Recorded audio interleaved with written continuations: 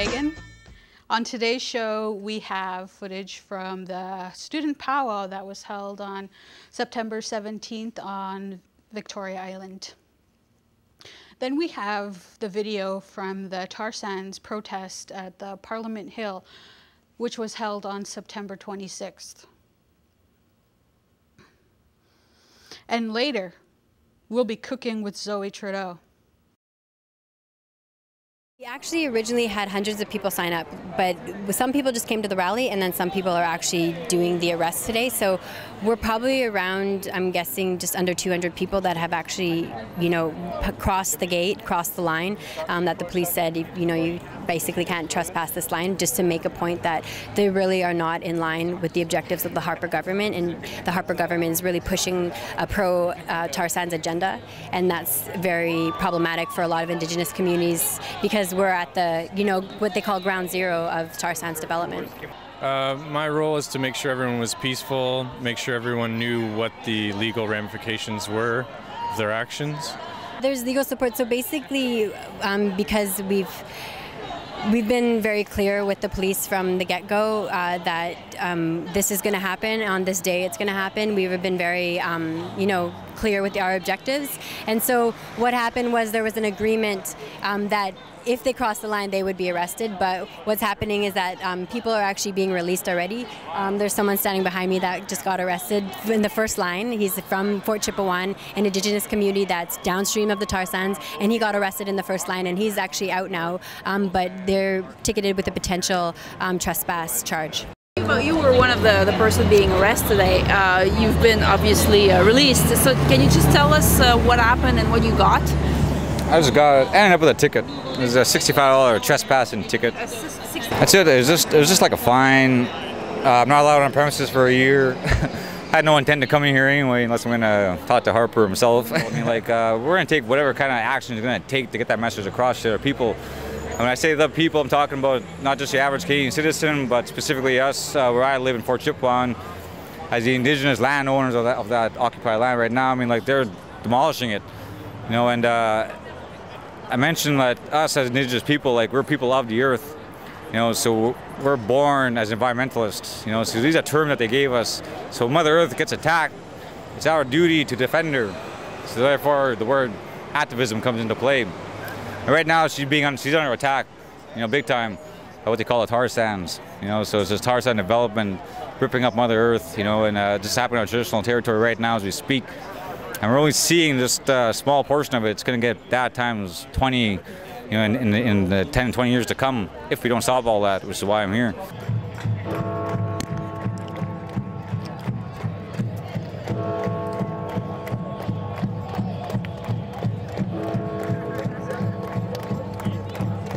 Jasmine Thomas, and I come from the Sykas First Nation located in the heart of British Columbia. So my community is one of 5 that have aligned themselves: Sykas, Nodlewet'en, Nekazli, Wet'suwet'en, and Takla Lake First Nations, and we're known as the Yunka Dene Alliance, and we formed in response to the expansion of the tar sands and what's going on and the threats that are being posed upon my communities from tar sands related infrastructure, such as the Northern Gateway Pipeline project. So we've been heavily resisting over the years since they tried to shove this pipeline down our throat, and we say no, we will not allow this development, and we stand in solidarity with our brothers and sisters, who are being directly impacted by tar sands development and around the world. So I'm glad to be here. I basically came as a very concerned person, Indigenous person, that works on this issue full time. I work with an organization that works on these issues, so I'm basically have dedicated, the past 3 years of my life to talking about the water concerns, the air quality issues that we're seeing coming out of the tar sands, how a lot of our traditional territories are being destroyed and extracted for tar sands development. So it's basically a very personal issue, but it's also become a very political issue. As you can see here, we're in front of the Parliament in the capital of Canada and protesting this very huge issue.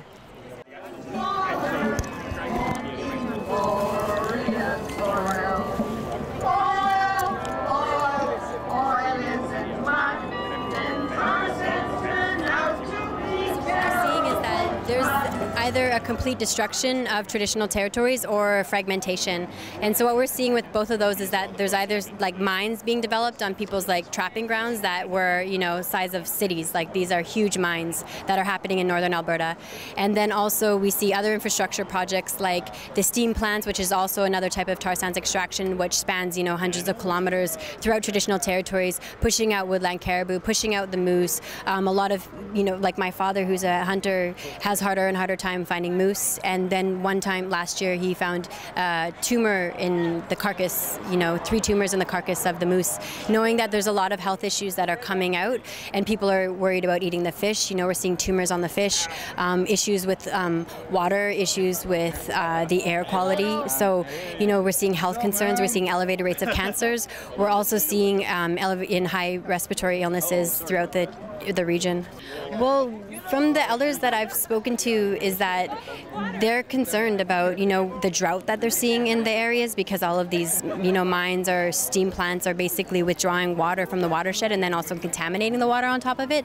So, you know, the elders that I've talked to are like, it's either too dry, they can't access some parts of the water because there's sandbars now in the river systems, that there's no wildlife left, or the wildlife is sick, or the birds don't have the migration paths that they used to have because there's big industrial plants there now. So, you know, we're seeing a lack of berries, medicines in the muskeg, and just a complete fragmentation of our territories.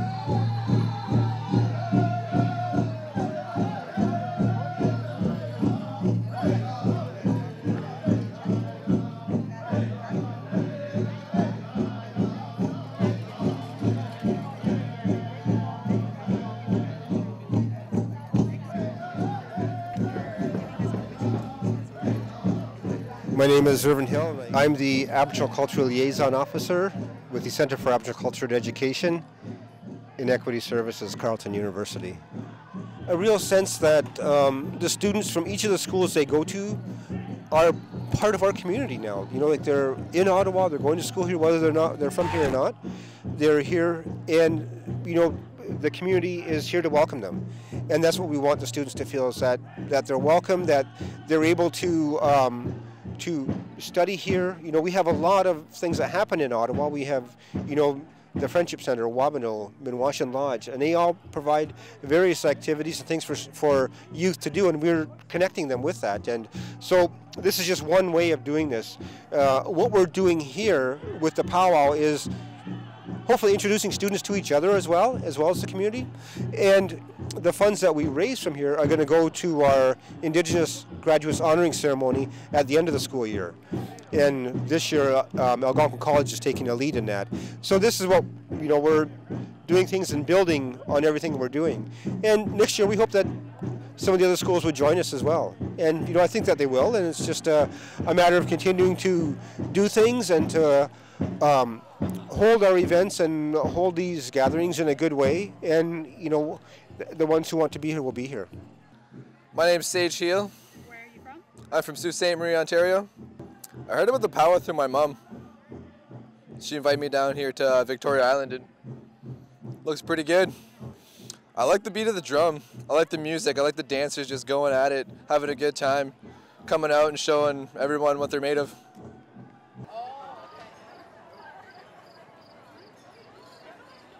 Okay, we're going to go another round of intertribals here. And after that, I think we'll break into some exhibition dancing through the categories. All right, host drum, take it away when you're ready.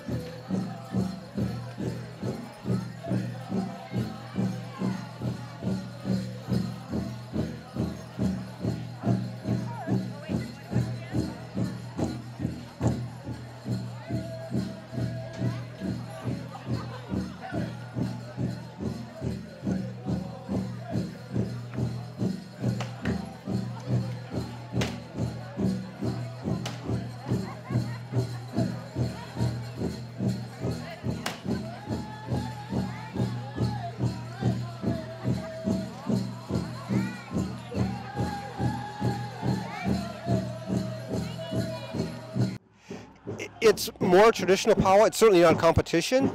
There's more elements that we could bring into it to make it a little more traditional, but with the time we had to plan it, it's an event that we were able to put together to be able to bring people together, the dancers, the drummers, and to have an event that is a powwow.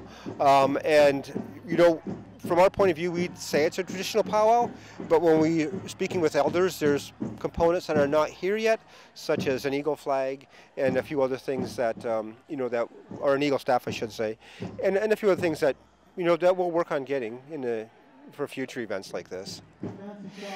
We've been holding powwows at Carleton for the last 8 years, or traditional teachings with more of demonstrations at the beginning of the school year during orientation in order to welcome the students back to Carleton, the Aboriginal students. Well, all students, but focusing on Aboriginal students. And this past year, we've been working with other institutions within the Ottawa area, Algonquin College for one, the Cree School Board. We've done some stuff with Ottawa University.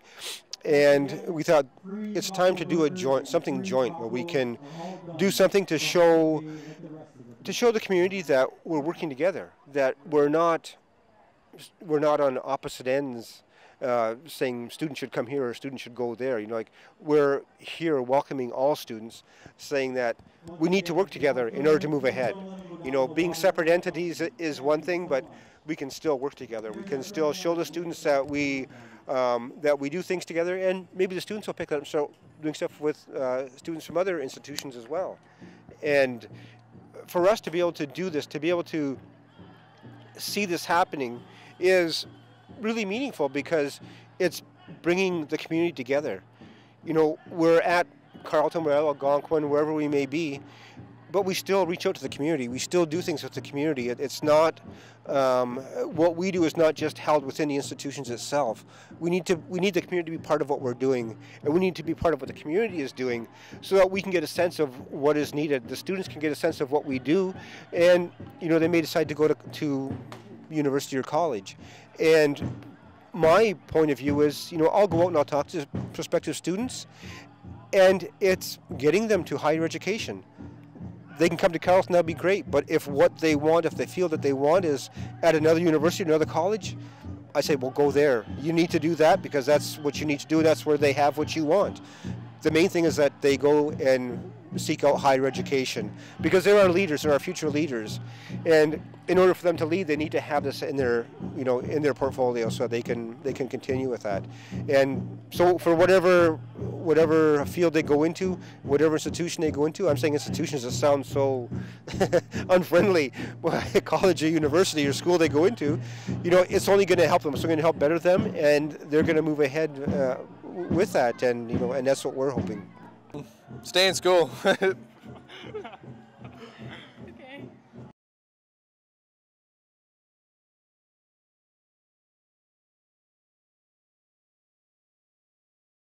No. I'm Zoe Trudeau. Because it's Thanksgiving, we are going to cook stuffed turkey breast with a little salad that is tomatoes and cucumbers. Yes. This is a simple recipe for stuffing.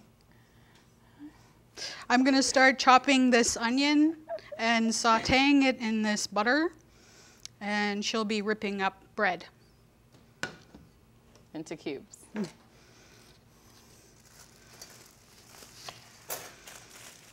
So the recipe calls for 1/4 cup of chopped onions. What I'm going to do is I'm going to just pretty much guess how much 1/4 cup is. So I just, you know, sliced the onion into 1/4. And now I'm going to chop it and then toss it in. And hopefully it doesn't burn.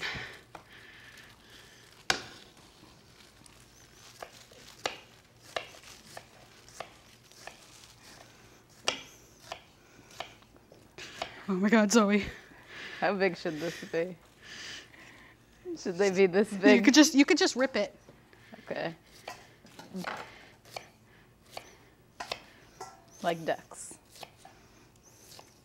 So Zoe, do you know why we have Thanksgiving? No. No? Neither do I. I was hoping you did. Something about being thankful. Yes, being thankful. What are you thankful for? First world luxuries. What's that? First world luxuries. Okay.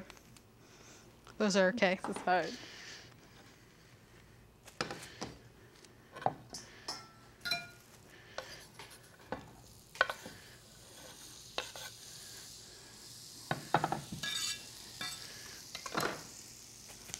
Okay.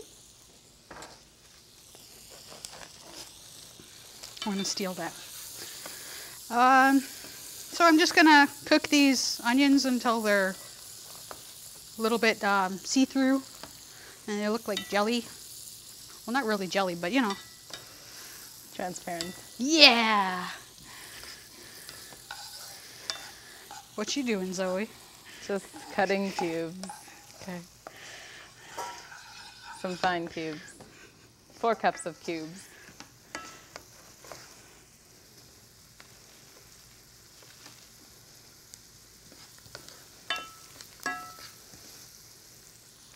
While that cooks, I'm gonna cut a celery stalk.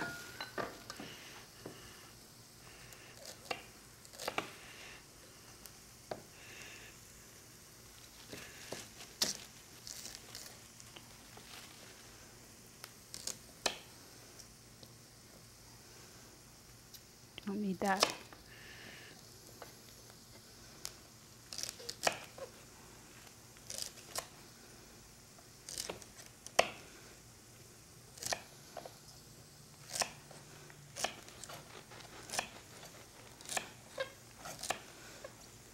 Someday we should just make grilled cheeses.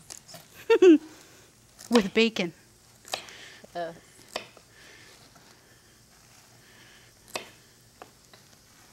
yeah, I was gonna be vegan, but no.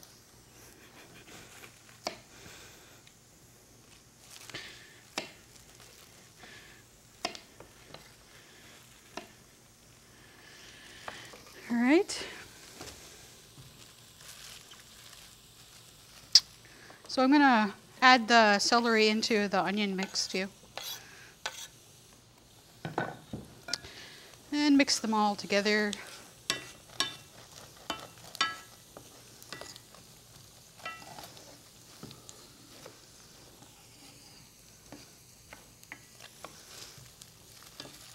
A That looks like about enough stuffing Okay. mix. It looks quite large. Yeah. I don't Well, think you it'll can fit. finish breaking up that last bit that you got. So you're going to need an 1/8 teaspoon of pepper, 2 eggs, salt, ground sage, and poultry seasoning.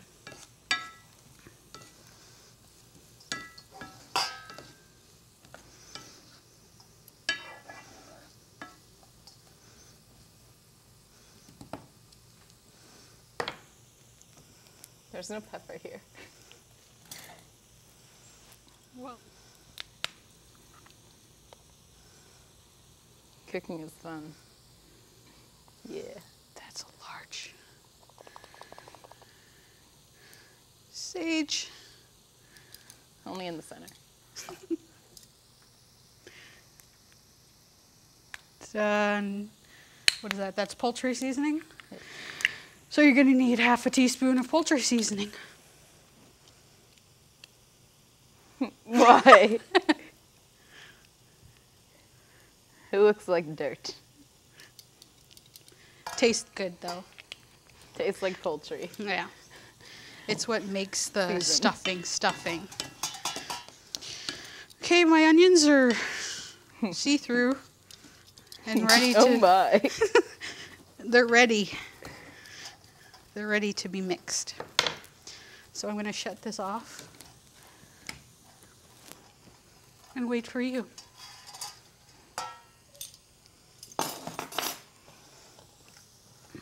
Also, eggs that were already beaten. How many? 3? 2. 5?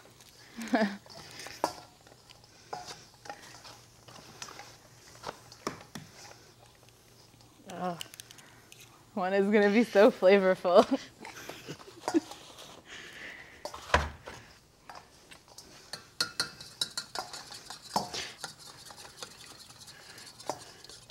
Okay, here's the eggs. I'm going to drizzle it on and you just keep on stirring.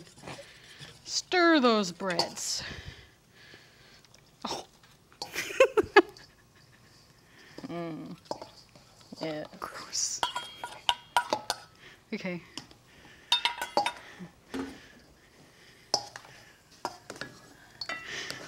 When my mom made turkey this weekend, she forgot to take out the giblets. And then I think I ate a liver or heart or something. And I was grossed out. Okay, I'm going to add this too. Okay. Look, cook the eggs. Weird. It cooled a little while I was Chemical. waiting.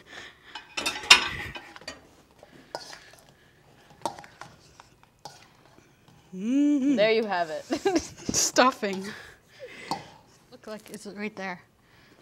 You could cut it right there.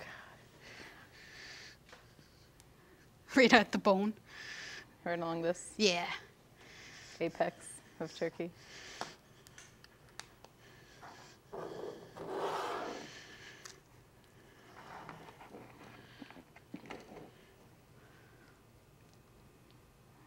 True. There. Keep your money in there.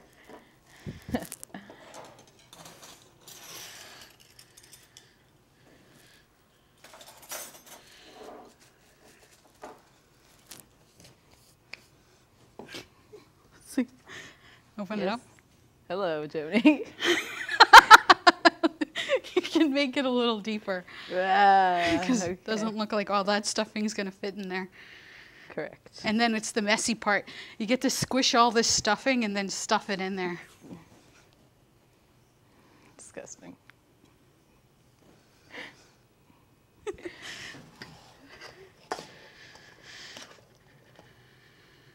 Dun, dun, dun, dun, dun. Use your hands. Oh.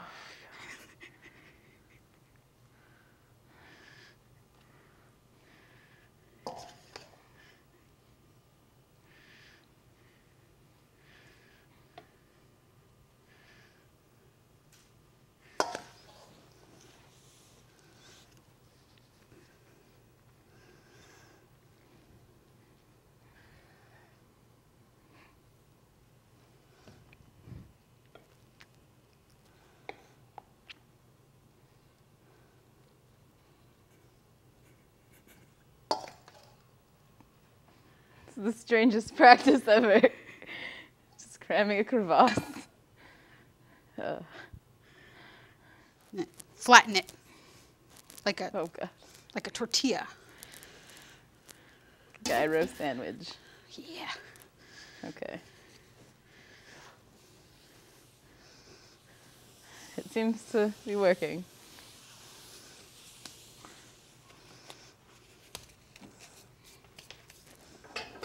All right. Into the baking dish you go. Yep. How high is the oven going to be? 375, 375?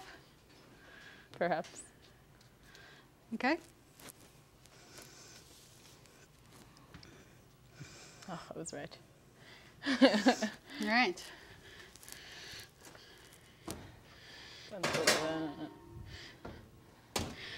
45 minutes to an hour, and we'll have a stuffed turkey breast.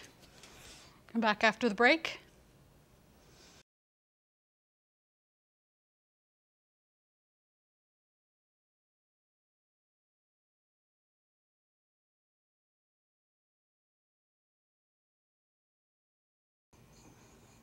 Welcome back to Insert Media here, Cooking with Zoe.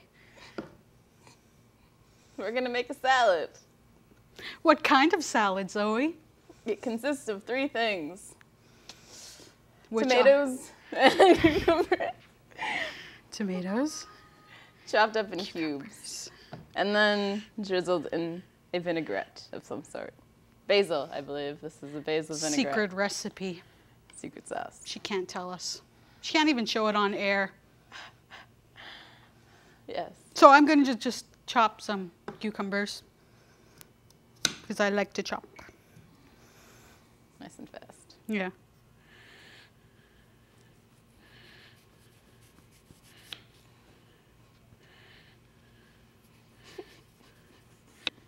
Actually, anything with seeds is considered a berry, I think, in the most technical sense. All right. Well, I think the turkey's done. We're going to take the turkey out of the oven.